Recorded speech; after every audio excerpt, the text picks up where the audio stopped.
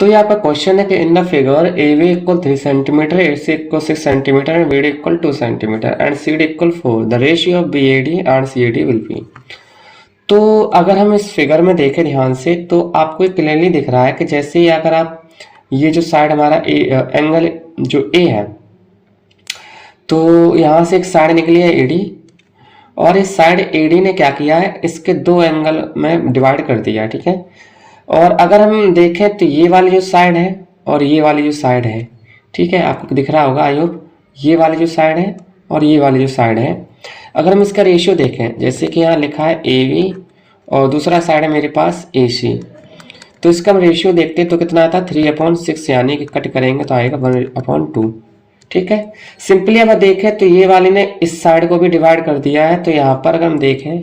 तो B D और D C का अगर रेशियो देखते हैं तो 2/4, यानी इसका भी आंसर आता है 1/2। सिंपली हम देख सकते हैं कि जो ए डी है, A D is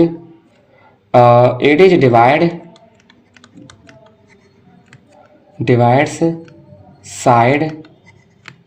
in same ratio. ये क्या कर रही है, एडी जो है ना, ये जो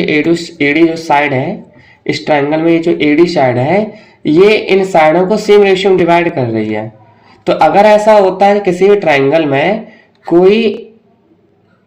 एक लाइन है या कोई एक इंटरसेक्टर है जो इसको सेम रेशियो में डिवाइड कर रहा है, इस वाली साइड को इसके सेम रेशियो में डिवाइड कर रहा है, इसके साथ इसमें सेम रेशियो में डिवाइड कर रहा है, तो इसका मतलब ये वाले जो एंगल है ये आपस में इक्वल होंगे। तो यहाँ लिखेंगे सो जो एंगल हमारा बी ए डी है ये इक्वल होगा किसके, एंगल सी ए डी के। सी ए डी कैसे होगा, इक्वल होगा। अब अगर ये इक्वल है तो अगर हम सी ए डी को हम इस बी ए डी के अपॉन में ले आते हैं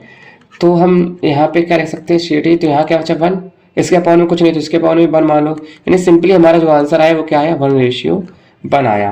तो इसका जो आंसर आएगा वो 1:1 आएगा, यानी जो बी ए डी और सी ए डी का जो रेशियो है वो कितना है, 1:1 है। तो इस तरह से हमें क्वेश्चन को करना है, ठीक है।